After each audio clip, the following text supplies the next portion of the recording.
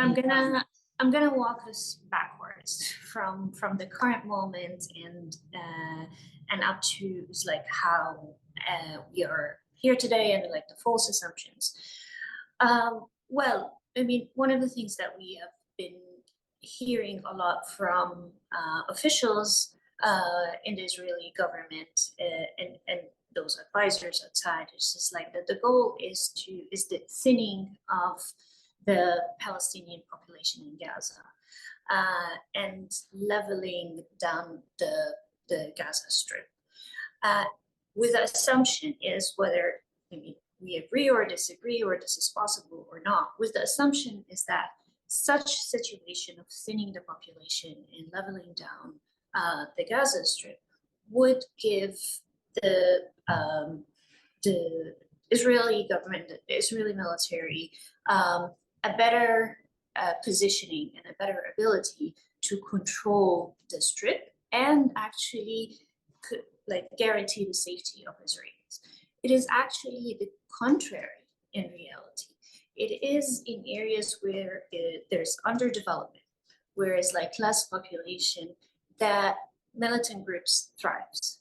It is actually in those areas where security is a difficult position to be, at the opposite of what the Israeli officials who claimed that this is for the betterment or of the security of the Israelis. And you can see like there are several examples around the world to just prove this point. I mean, like nearby, we don't have to go far, like in Sinai, it is like the underdevelopment in Sinai that allowed for this, the sort of survival and establishment of Ansar Beit al-Maqdis, for example, as a militant group there, and then there's like its offshoots.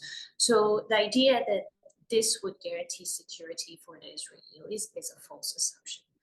The second thing that we get to then, okay, and of course, everything I'm saying here is all an assumption. It's like when the killing stops and when the fighting stops. And there's the other question that, well, if we stop the fighting, who would govern Gaza? Like what is, and the questions about the day after. Who would govern Gaza, I think is an important question, but the more important question is how. I mean, it's not the entity or the person who would govern that would determine whether whatever sort of arrangement we reach would be sustained. It is the how.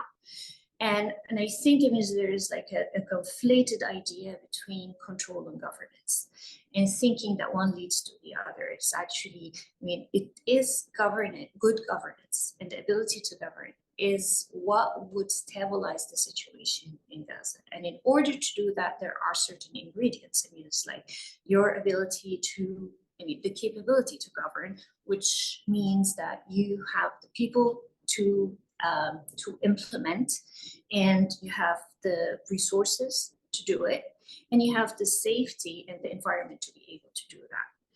And what we're looking for is stable power. I mean, and stable power is really an exchange between authority and the ability to deliver. Otherwise, I mean, you would be irrelevant as a leader if you're not able to deliver. So without those conditions, whoever we are looking for and asking the question to be governing Gaza afterwards, I mean, is actually an issue of the conditions that are out there. I mean, before we ask who does that. And a third and important point is that the importance of the sovereignty of Gaza. I mean, it's like whether we reach like the two-state solution, whatever you want to define it, but Israel is better off being on the borders of a sovereign state than an entity or an arrangement where people are operating as a proxy to a bigger power out there. And in order to have sovereignty, you have to have those conditions in place in order for the leadership to be able to independently govern, rather than being a vessel for another, bigger power or more capable power. Just two last points. Is that how we got here is, one is the lack of accountability. Also, again, a false assumption. that we can stop today and then go on and move on from this point, and everything that happened before is just water under the bridge. Which, I mean, like the history, even the recent history since it was like 2007, proves that this is actually what's leading to like further conflicts and further deaths and injuries and the losses that we are seeing today. So without accountability, there will be, I mean, no sustainable peace. And that's why peace is now having a bad name, because in people's mind, like when you think about peace, it's just like it's lack of accountability. It's like no one will pay the cost for on either side. There's like all the rape and the torture and the killing, everything that is had really incurred cost over people. People have to pay for that for peace to be sustained. And finally, and maybe we can like sort of elaborate on that later, is that abandoning the politics of containment.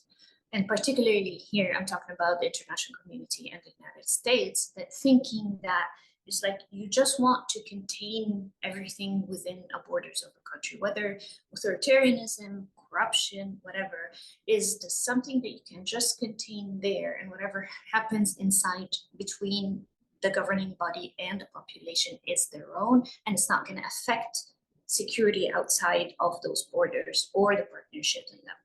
So all those issues combined from today up until how we arrived here is a set of false assumptions that, unfortunately, I thought that the silver lining, if there's any of what we're seeing today, there's like a sort of an alarm to a wake-up call for us to just revisit how we were approaching this crisis in general. Thank you so much. Thank you, Nancy. Matt, what about you? Do you want to elaborate on the false assumptions that brought us to this point and beyond that Nancy was outlining, and where you see this going? Sure. And again, first, I just want to say thank you to Partners Progressive Israel, whose work I've enjoyed and really appreciated, and for a number of years. And it's great to see some really familiar names of friends on those joining today. So it's great to talk with you. Thank you. I want to just kind of pick up on that point about false assumptions, particularly around the point of containment, because I do think, there's a kind of a smaller and a larger lens we can use here. One is Israel's assumption that, the Palestinians could be contained essentially in a large prison camp, whatever term one wants to use, in Gaza, under blockade, very, very little freedom to leave. Denying a future to hundreds of thousands of young people. As viewers probably know, Gaza had enormous, over 50% unemployment and near 80% unemployment for young people. That is a horrible situation. You had the UN that was predicting Gaza would be unlivable by 2020. That was, I think, back in 2017 or 18. And again, you also had, Israeli security officials predicting some kind of eruption if the situation were not addressed. And yet the political incentives were always toward, well, we can just kind of manage this. And again, that is not to take anything away from Hamas's agency and its responsibility for October 7, but I do think that was one of the false assumptions, that you could simply just bottle up, almost over 2 million human beings in this relatively small strip of land and just into the future. That was, I think, always false. There were folks who were trying to sound the alarm for that on that over the years. But we need to recognize that fell apart catastrophically on October 7. But also the United States bears responsibility here too, because not just in supporting that basic premise about Gaza over multiple administrations. Let's remember the blockade, Hamas, it took over Gaza under the George W. Bush administration in response to a coup that was partly fomented by the Bush administration, trying to kind of kick Hamas out of leadership in Gaza, through the Obama administrations, the Trump administrations, and into the Biden administration.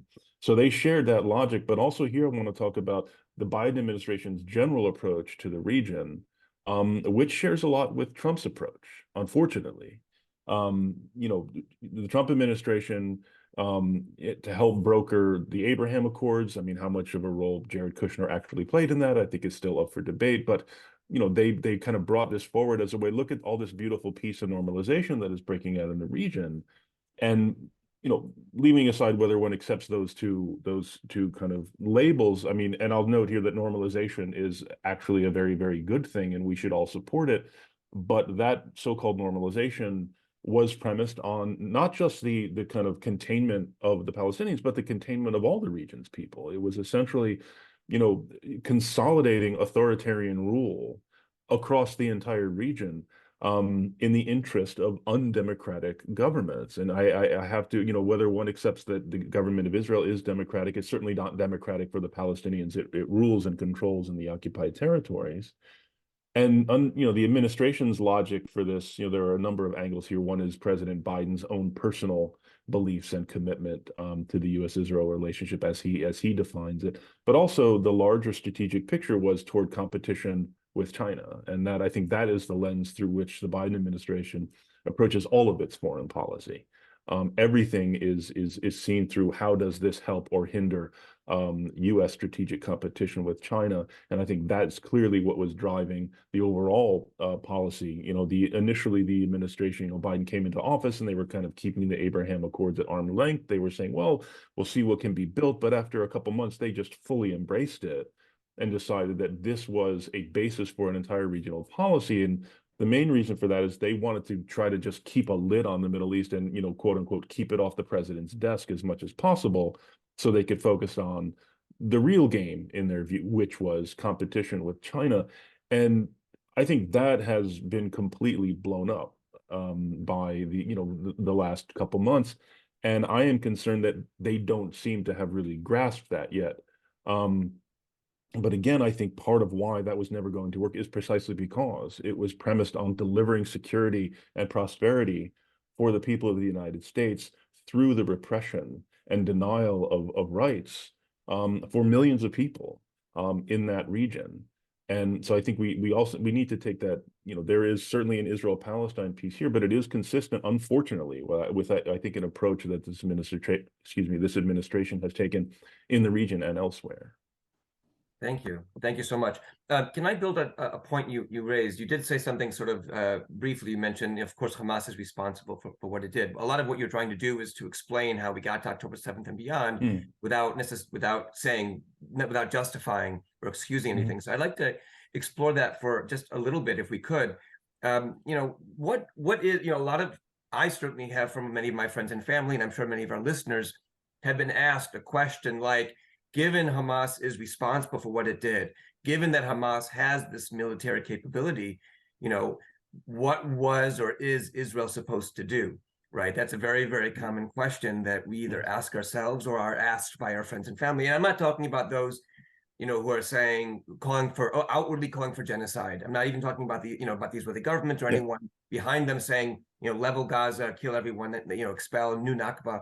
But people who say, I don't want this, I'm so saddened by it, but what is Israel supposed to do? How would you respond to that question? Maybe the question itself is a problem, but even still, which you should identify, but even still, it needs a response of some kind. How would you recommend people respond to that? Either one of you want to go first? Maybe I can just take this one briefly first. No, I think it's a very legitimate question. And I would note here that it seems pretty clear that, I mean, I'll just call it the, I guess, catastrophic success of the October 7th attack was surprising probably to Hamas as well.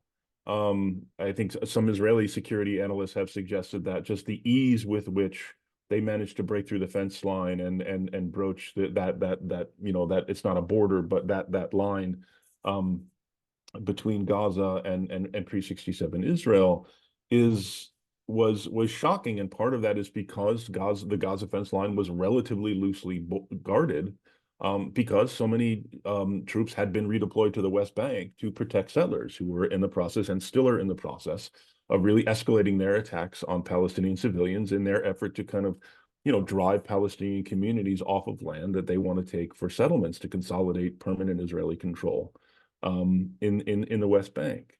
That is part of it. But I think, so first of all, should note, I mean, those troops are certainly paying attention to that border now. So that kind of break through the fence, the use of paragliders and all these other things, that is clearly not going to happen again.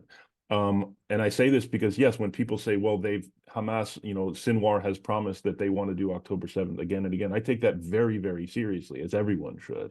But I think that piece of the attack is simply not, with the amount of effort and manpower that is now being placed to patrol and observe that border, that is simply not going to happen again. Again, you never want to rest easy about that, but I think it's pretty clear that they realized that they were kind of resting, they were doing that on October 6th.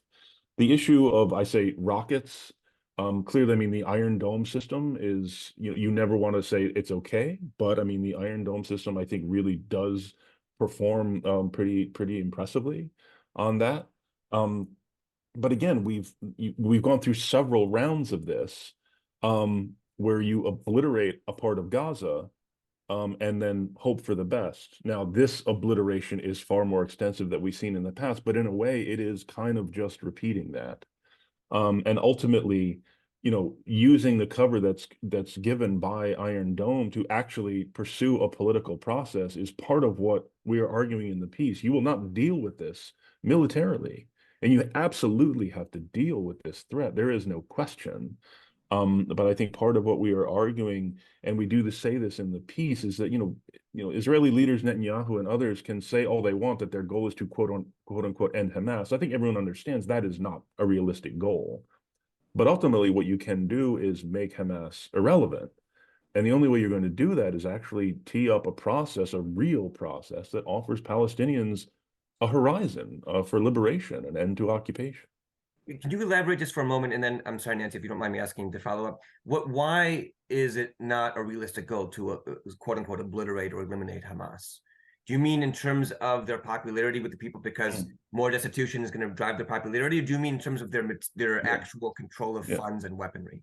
Yeah, no, I think you can certainly diminish, you can kill a lot of Hamas leaders, you can kill a lot of Hamas, rank and file, you can destroy a lot of their weapons. But as I think polls have shown, I mean, their popularity is increasing, and that's very regrettable. But I think that was in some ways predictable, not just because of October 7th, even though I think there was some support. I don't want to overstate the support for those vicious attacks, but in the face of this bombardment, Hamas being the one of the two main Palestinian parties that is actually, quote unquote, resisting the occupation, that has political salience for a lot of Palestinians. And again, this goes back to some of the false assumptions and a lot of the different choices that were made by a lot of actors that got us here is, the promise that kind of the United States and the international community made to the Palestinians was, end violence, engage in a political process, a nonviolent political diplomatic process, and you will have your liberation. And what they saw from their perspective was the complete opposite. They committed to that. They recognized Israel, and they've only gotten deeper and worse occupation. So we need to do what we can to make that first argument more convincing. Thank you. Thank you. Nancy, please. I mean, I think Matt said it all, and I fully agree with him. It's something that we presented in the piece. I mean, it's just like to directly respond to the questions like what Israel is supposed to do. I mean, it's supposed to abandon the mistakes of the past. I mean, just solely relying on the military solution as the way to secure the Israeli people is a false assumption and have been proved wrong over and over again. But this wrongdoing has cost Israel and Palestine a lot of loss of the economically and in terms of level of death and injury, and this the devastating conditions under which the Palestinians are living, which is another thing that it relates to what Israel is supposed to do. Israel is supposed to stop the occupation, is supposed to stop making Hamas the only option for the Palestinians. And it's just it is not up to us to decide whether the Palestinian would like to have Hamas as their leadership with consequences or not. It is our responsibility to make sure that the conditions that created a situation where Hamas the only option and the violent we can call it resistance, call it whatever. I mean, the violent approach is the only way to get behind, and you just like all those. I mean, it's like what we call is like an open prison situation. This is what would make, if the conditions in Gaza were economically and in terms of governance and infrastructure were better, there will be definitely less people supportive of the existence of the approach of Hamas. And there will be enough political power to challenge Hamas. So, I mean, the short answer is just like abandon the old ways. And also, I mean, just like what happened, you know, a lot of people say it's just like it's a failure of intelligence, it's a failure of military capabilities. Actually, it's a failure of political foresight, of understanding that it is not really the number of people of membership of Hamas. Because it is like the idea, as Matt mentioned, is like obliterating Hamas is just like not real. I mean, like you cannot really translate it into actual, I mean, factual sort of outcome out there. It can have another. You can't just go destroy every tunnel and every missile, and that's not a possible goal. Is that what you're saying? You can, but that's not going to end the violence. That's not going to end the threat. I mean, you don't want to. I mean, what is the end goal? Is it to destroy Hamas or end the threat to Israel security? I mean, I think it's the latter. And if you want to end the threat to the Israeli population, to not be living on an alert all the time and having to go and hide in bomb shelters and all this, you have to create a situation that eliminates the threat, not the actors. In a minute, and I would just add to that. Please, yeah, I mean, Matt, you don't really need to look far to see the impact that this kind of violence would have. I mean, just look at Israel. I mean, have the October 7th attacks made Israelis generally more supportive of the peace camp? Of course not. They have convinced Israelis that there is no other option. We see these similar effects in countries around the world. I mean, these are the political effects and often the intended political effects, the radicalizing effects of this kind of extremist political violence. In a minute, I want to go to the questions and we're getting. I don't know if you guys are watching. We're getting quite a few, up to 9 already, and I'm gonna read them to you and sort of group them together as best I can. But before we get there, I'd like to ask. I mean, let's say the two of you were suddenly in charge of Israel, and you're charged with keeping all of Israelis safe, but also, and that's your primary job, without committing, you know, any crimes, I guess. What would you like to do? What would you do in order to pursue Israeli security in a way that is effective and hopefully moral as well? Well, I mean, at the current moment, the first thing you do is ceasefire and pursue a diplomatic route first to bring back the hostages, which was proven. Like, we have a proof of concept is that when we had 6 days or 7 days of ceasefire, only positive outcomes were, I mean, realized. I mean, the 100 hostages were returned safely and in good state. We had just like the release of the prisoners in exchange, and we allowed humanitarian aid. I mean, this is, I mean, like you have a proof of concept there. So the first thing I would do, if and I would not want to be governing Israel, is just to stop, I mean, the killings, ceasefire, and then pursue diplomatic approaches. But also, I mean, like you have to just like rearrange and put your own house in order. And it's just like the current approach of governance of Netanyahu. The Netanyahu government itself is part of the problem. And I think a lot of Israelis realize that. It's just like the power grab, it's just like the overhaul of the judiciary, and it's like all the different things that people were protesting against are part of the problem. And again, like in anywhere, whether we're talking about Palestine or like in Gaza or in Israel, people need to have a government that represents them and represent them fairly in order to move forward. Because if you become irrelevant, you don't have influence over the course of events or the politics or whatever policy that you want to push for. Okay, thanks, Matt. Yeah, of course, I agree with all of that. I mean, one thing I would note is first to relieve, Prime Minister Netanyahu of his office. I mean, part of what is driving this, and I think it's worth noting what I said before about the kind of rally around the flag effect among Israelis, which was quite predictable and understandable, has not extended to Netanyahu, who, opinion polls show that they blame him largely, quite rightly, on top of all the other stuff that they were angry at him for, his own corruption, his efforts to weaken the judiciary. I mean, we have a situation right now where Netanyahu has a political incentive to draw this out as long as possible because he knows that as soon as the smoke clears, as soon as the killing stops, he is finished. I think we should just get to that point sooner rather than later and take that out of the equation because I think that's a huge problem for any kind of clear strategic thinking. So to have him in charge making these decisions, given that incentive, I think is pretty destructive. Now, that's not to say that would immediately change the equation, but I do think removing that factor is important.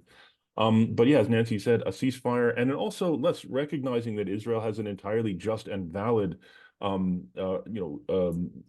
priority of going after the people who planned and carried out the October 7th attacks. Any country has that, as the United States did after 9/11. But I do think, recognizing that Gaza is, of course, right next to Israel, the United States waited over a month after 9/11 before it made some very serious moves to do that, and still managed to, to cock up the, the response to 9/11 catastrophically, even after planning. So I think we have, an Israeli society and military that is acting still very much out of rage and trauma, and I say that very respectfully. So getting to a moment where, okay, we can actually think a bit, and that's not to diminish the continued fire of rockets, but I do think the point about the hostages is very key. Hamas has made this demand that they will not discuss hostages until there is a ceasefire. I don't think we have to argue about the validity of Hamas demands, but I think if that is a priority, as I think it should be, along with genuine security in the longer term, I do think a ceasefire makes sense. Israel has the ability to make that choice on its own. Okay. Thank you. All right, there's now the questions are piling, and please continue to pile them on. I'll get to as many as I can. I'll start reading them off, and Matt and Nancy, just either one of you jump in to whoever you feel is most appropriate, and you can both talk if you like. The first question was, Matt said Gaza was a prison camp and few could leave, but I read somewhere that 17,000 workers were leaving Gaza daily for jobs. Is this a false claim that loses credibility if you call it a prison? I think, Matt, that was your comment that led to that question. Yeah. Yeah, well, there are prisons where prisoners are allowed to leave for the day and go and work. I mean, that is not uncommon, right, in these kinds of situations. But if that term is a problem for people, use some other one, whether it's a reservation or. But the bottom line is, Palestinians do not have freedom of movement outside of these borders, except in very, very extenuating circumstances. Even for situations of medical treatment, cancer. To accept scholarships to study. Getting out of Gaza is very, very difficult, and even those workers that our participant mentioned, that took enormous effort on the part of many governments to negotiate to allow a steadily growing number of Palestinians to leave Gaza to actually try and make a living. So again, I acknowledge that is right. They were able to do that, but I mean, that I think kind of underscores the point that Israel has total control over what goes in and out of Gaza. These people are not free. Thank you. Next question was about the Hamas's rise to power. There was some confusion about the role of the Bush administration. Wasn't there a democratic election? Don't the people of Gaza have a right to choose whomever they want as leaders, whether we like it or not? Again, Matt or Nancy, to respond to that question. How did Hamas come to power and their right to come to power? The role of the Bush administration was a little unclear. Well, they did win the elections in 2006, the legislative elections. They won a plurality, which gave them, essentially the majority. That was the Bush administration that, as part of its freedom agenda, had pushed for elections. And I think the premise, yes, I mean, ultimately, part of the problem is we have not allowed the Palestinians to choose their own leaders. That is part of the democratic legitimacy crisis that the Palestinian national movement faces right now. But what I meant was, Hamas did come to power, and there was an effort. There was a great article about this in Vanity Fair about the work that the Bush administration did. Essentially, they were planning to remove Hamas from power in Gaza. And Hamas got wind of this and acted first, and this led to a very short, very violent civil war between Fatah and Hamas in 2007, which is what led to Hamas essentially kicking Fatah out more or less of Gaza, to which Israel responded by really escalating what turned into a blockade of Gaza in 2007. So that's what I meant. Okay. There's a question about the future of Gaza, putting it under international security, economic arrangement. Other questions, which I'll sort of group in there, about basically how is Israel supposed to make a diplomatic overture? Nancy, I know you mentioned diplomacy a lot. How is Israel supposed to make a diplomatic overture to Hamas when Hamas, and then, we know what they did on October 7th. The details of sexual violence are now coming out, and the original violence, even with the corrections of the hyperbole, is still beyond horror.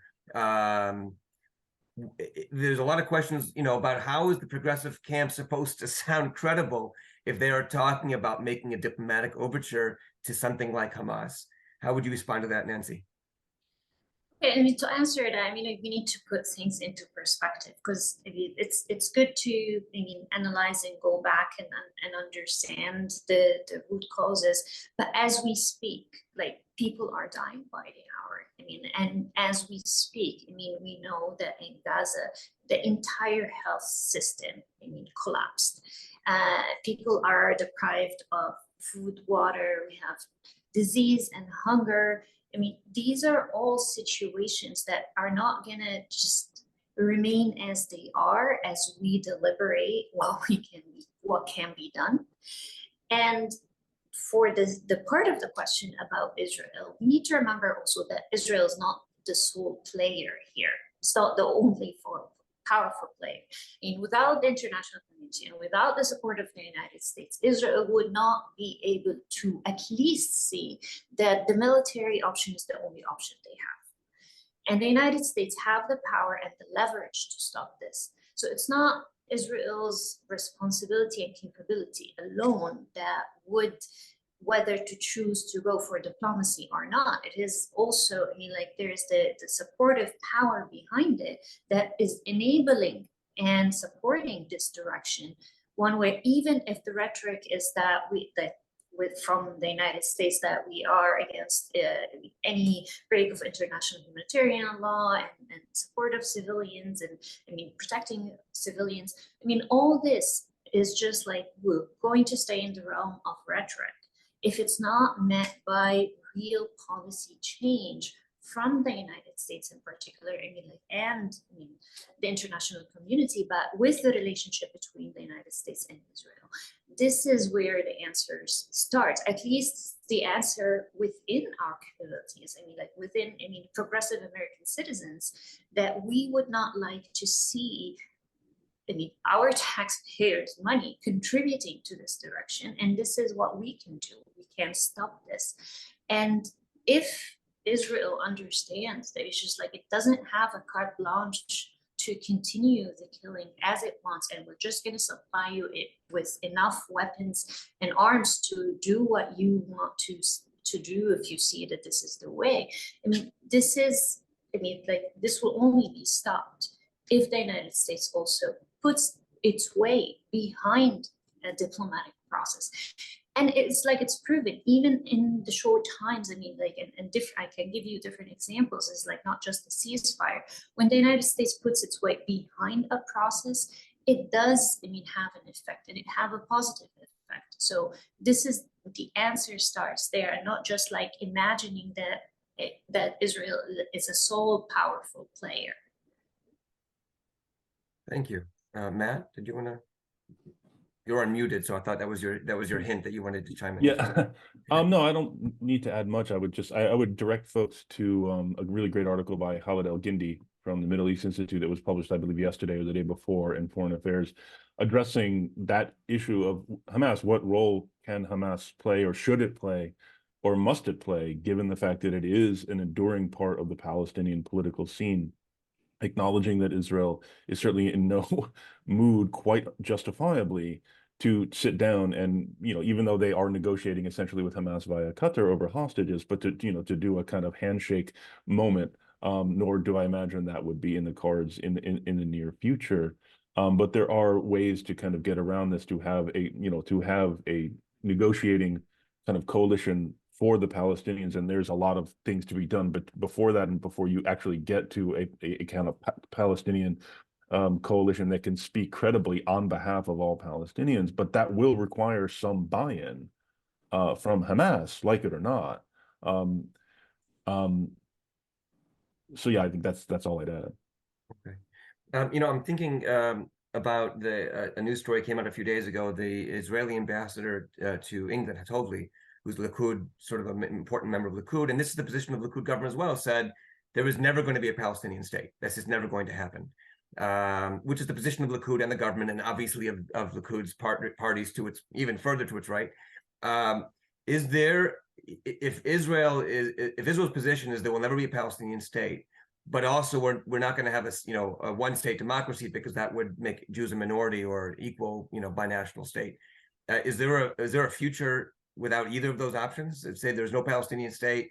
One person actually asked a question, which I'm sure I don't get it too often anymore, but Jordan is Palestine kind of thing. Is there an option forward without really taking seriously the need for Palestinians to have some sort of political future, either in a one or two state solution? No, there isn't.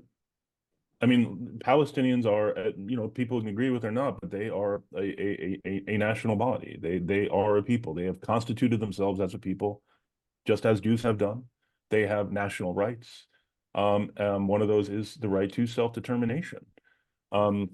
If the kind of traditional two-state solution is unworkable, I think there's some interesting confederal solutions out there.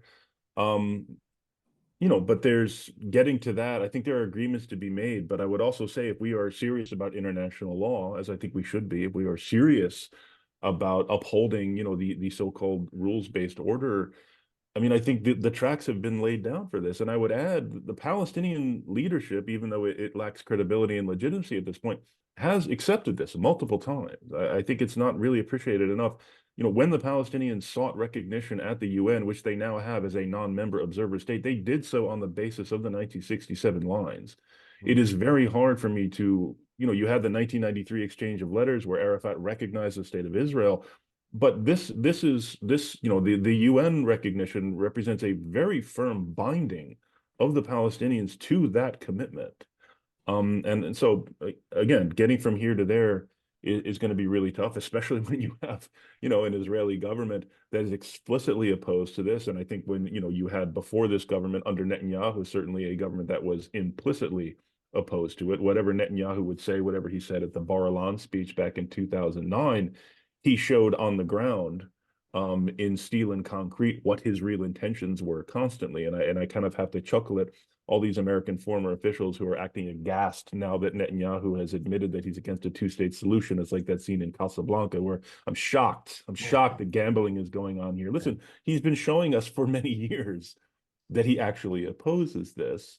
So ultimately, this, and I would reference here a piece by David Ignatius in the Washington Post this past Sunday, where he visited the West Bank, traveled with some very great friends of mine. I'm sure some friends of some of the people on this call, Danny Seideman and Yehuda Shaul. And Ignatius's basic takeaway was like, if we really want to resolve this thing, it's going to require Biden and the United States to confront Israel on these issues.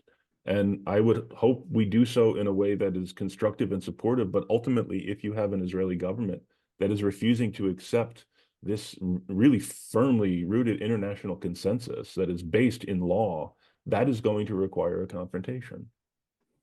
Can you explore that? Oh, please, Nancy, please. No, I just fully agree with what Matt said, and just going back to the comments of the ambassador, what you just described is basically, without saying it's continuing the occupation, but even with more involvement of the Israeli government, and that means, a further economic burden and logistical and maybe just political burden on the Israeli government. Does Israel have the capacity to do that? I mean, like, if the question is open, it's like it's open up to the Israelis to do that. So what you've described is like, no, there will be no state for the Palestinians, and at the same time there will be like no one state. I mean, that what is left? Occupation.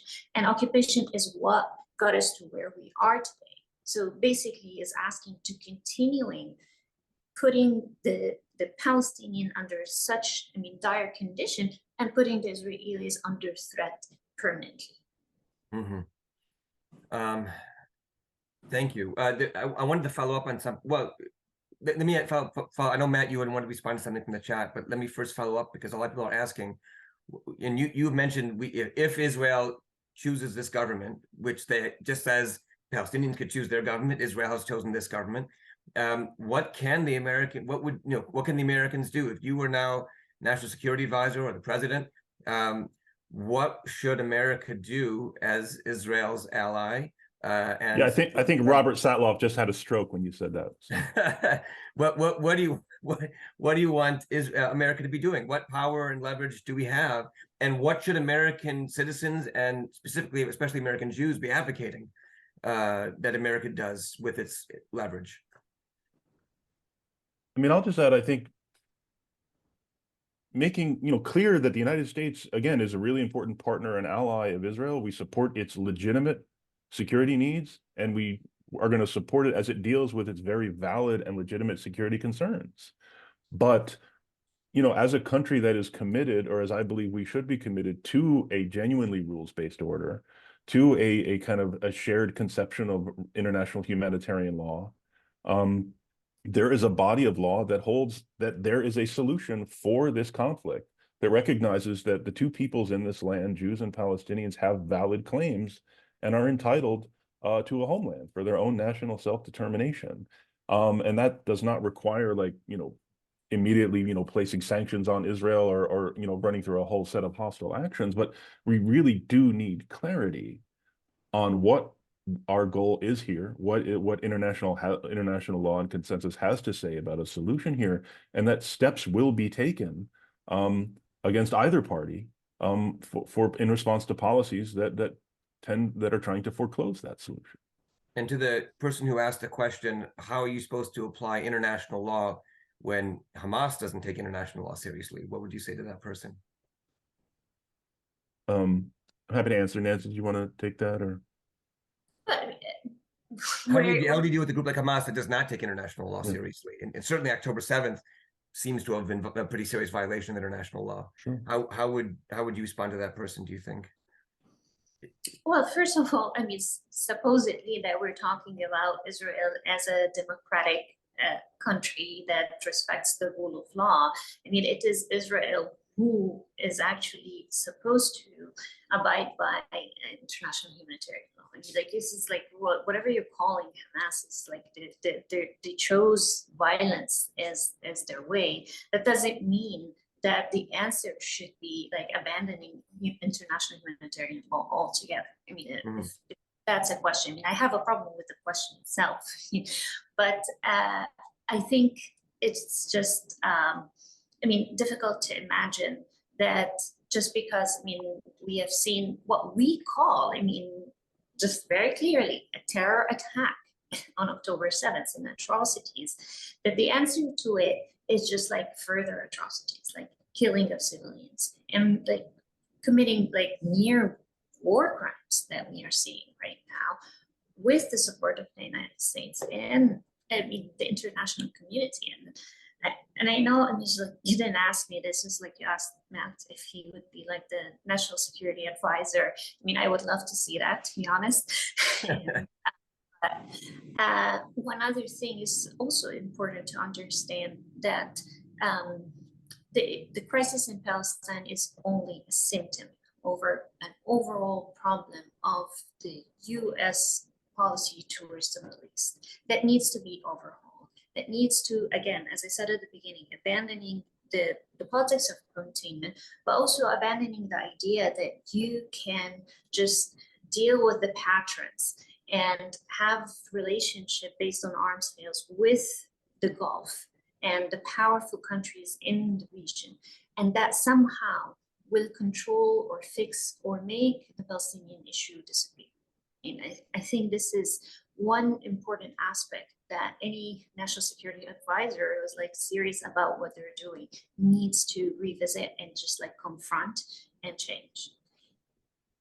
Thanks. Yeah, I think I saw a story recently that a candidate for chief of Mossad under Netanyahu was either not considered or dismissed because he challenged the idea that that Iran was the greatest threat to Israeli security instead of the issue of Palestinians. So that's aligned with what you were saying. Matt, you said there was a chat question you wanted to speak to? Yeah, sure. I was just looking through some of the questions in the chat, and again, really appreciate all of them. But someone, I don't think there was a name, but they thought it was insulting how I suggested that Israel's response is being driven in part by rage and trauma. And I'm not saying that rage and trauma is illegitimate. I am saying it is very understandable. I'm just suggesting that is not, an environment or a state of mind that leads to good policy and strategy. And I also want to add here, I'm coming, as an American, I recognize the United States acted in rage and trauma after 9/11 in a way that we invaded and occupied multiple countries and launched a global war on terror that, just disastrously eroded an entire body of law with regard to detention, surveillance, torture. So, I offered that comment in a way that accepts an enormous amount of responsibility as an American for what we did on a global scale in the wake of an attack of the 9/11 attack. So I just wanted to say that. Thank you. Nancy, there's some questions about you're calling for ceasefire, so your answer may be they have to have a ceasefire, but the issue of Hamas, embedding itself in civilian populations. For those who don't have expertise in international law, which I include myself in that category, can you speak to what does international law say about Israel? Israel's attacked. It discovers a military cache or a suspected one in a civilian area. What is it allowed or supposed to do, allowed to do in order to get at that military, threat that's embedded in a civilian population? For those of us who don't have the expertise that you have. Well, I mean, well, first of all, I believe that Israel has the precision of the capability of precision of their attack and identifying their target. I mean, the question here is proportionality as well. I mean, how many people you want to kill in order to just like get to one Hamas, actors or member. And I mean, I'll refer you to the report of the 972 that was issued just like, I think, a couple of weeks ago, and it's talking about, really revealing the approach of Israel of having like this, what they call this, like the power attacks or the attacks that just like that really targets, could be a whole building just to get to one person. This is beyond international, beyond even common reason, and also beyond Israeli rights, because you're not punishing the people who actually committed the crime. You're just like having like a collective mass punishment to everyone, which is not going to be useful for you if you are not really targeting the people who actually committed the crimes. Am I summing up your response correctly by saying it's not only, and also what you were saying earlier, that it may very well be illegal. You didn't say it was immoral, but I'm guessing you would, but also that it's counterproductive. That, in other words, killing all these people, and many of them children, most of them children actually, to get at one person who's embedded there. Legality is an issue, morality is an issue, but also counterproductivity seems to be a real focus, actually, if I'm not mistaken. Am I reading you correctly? Yes, and I think I reverted and focused on the practicality and the what's counterproductive or not, because the question of morality, I think it's like obscenely obvious right now, and it's very hurtful to even to start talking about it.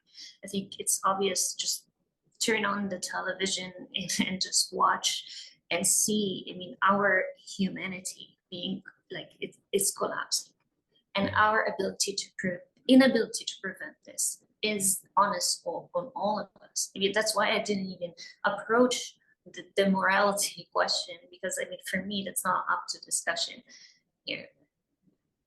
Sure. Yeah, no, I hear that. Yeah, I did. Sometimes there are things that shouldn't have to be said, but sometimes I feel like they have to be said, that we take, otherwise people won't hear. But yeah, thank you. Matt, did you want to, okay, I'm seeing we have just a couple minutes left. There's a lot of questions, a lot of people, I don't know if it's the same person, it's anonymous. I think it's different people talking about what happened on October 7th and the sexual violence in particular level. I don't think for a moment either of you are denying what happened on October 7th in terms of the violence and the sexual violence and the killing. I'm correct in that assumption. I think that you're both accepting that October 7th happened. I think we have just a couple minutes left, and the questions seem to be repeating themselves to a certain extent. I'm going to keep skimming them, but while I do, because there's 44 questions now on the chat, on the Q&A list. Can I ask you both again, for people who haven't read your article, to give us a sort of a final word before I see if I have any more questions I missed that are different, about where your hope, or I don't want to say you're optimistic, because I'm certainly in this context of seeing the images that you just described and alluded to, Nancy, it's hard to have any kind of hope. But is there some sort of something what's changed that might get us finally out of this stuck position that we can try to work for? There are a lot of people on the call who I don't think anyone on the call is reveling in the destruction of Gaza. I think a lot of people on the call are okay with it because of Israel's security, as they would define it. So where do you want to see that we can go, that unstick us to get us somewhere better? And again, for those who didn't read your article, I know your article does give a sense of that vision. Well, I would say one upside of it, and I'm again cautious about using that word, but one thing that could come out of this, and one thing I think is encouraging from the administration, is the acknowledgement that there can be no return to the pre-October 7th status quo. But what we stress in the article, and I do think we've seen this, from the administration as well, is that cannot just be for Gaza; it has to be for Palestine. Ultimately, we need a process that delivers ultimately liberation for Palestinians. And I do think some of the pushback we've seen from Netanyahu and other members, like the comment from Tzipi Hotovely, the ambassador to UK that you mentioned, was in the context of the US and its allies now talking more about returning to the peace process, or some kind of peace process, hopefully one that actually works this time, ultimately to deliver a Palestinian state. So I think from the response we're seeing from the Israeli right and the far right, they understand that there is an investment being made in this process. And what we are arguing for is to make this a genuine process and offering ideas for how to do that. Thank you, Nancy. And I should say, by the way, I apologize. Suddenly I realized my battery is low. So if I disappear for a moment, I'll be back. But Nancy, please. Sure. I fully agree with everything that Matt said. Is what we laid out in the essay.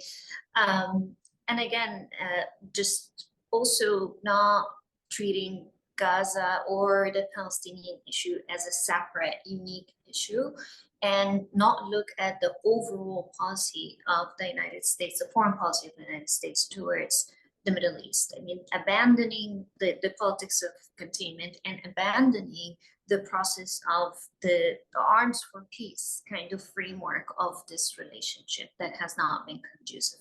And finally, I mean, every time I talk about this issue, I feel guilty because as we speak and as we're spending our time thinking and talking, people are dying. And there are urgent and every delay of the ceasefire, every delay of the delivery of humanitarian laws puts us further and further from the propositions or the solutions that we are suggesting. Every day matters, and it gets worse and worse and worse. And so again, for the international community also to be serious about the level of aid and humanitarian support that goes to Gaza is an important issue. So it's not the 20 or 100 trucks that goes in that does not match at all. I mean, not just the needs, but the level of destruction and collapse that we have seen in Gaza thus far. Thank you. Thank you so much. I think with that, since it's 12:30, I'm going to Chicago time where I'm sitting. I'm going to pass the baton back to Ron to close our session. Thank you, Joshua. Thank you, Nancy and Matt. If folks haven't read the Foreign Affairs article, it's in the chat. I suggest you copy the link, make sure to read it. It's important thinking. It's a difficult topic, but I think what most folks will agree on this call is that there clearly needs to be a better way forward for Israel and Palestine. Thank you for sharing those your perspective today. I hope everyone enjoyed the webinar. For those who missed the opening, I'll just say it's almost the end of the year, and for those who would like to make a contribution to help support programming like this, you're encouraged to do so at progressiveisrael.org. And while you're there, check out upcoming programming and other items on the website. That's all for today. Happy 2024 to everyone, and hopefully a more peaceful one than where we're at today. So thank you all for coming, and see you next Thank you, time. Ron. Thank you, Thank Matt you. and Nancy, so much for Thank sharing you. your insights. Thank you. Thank you.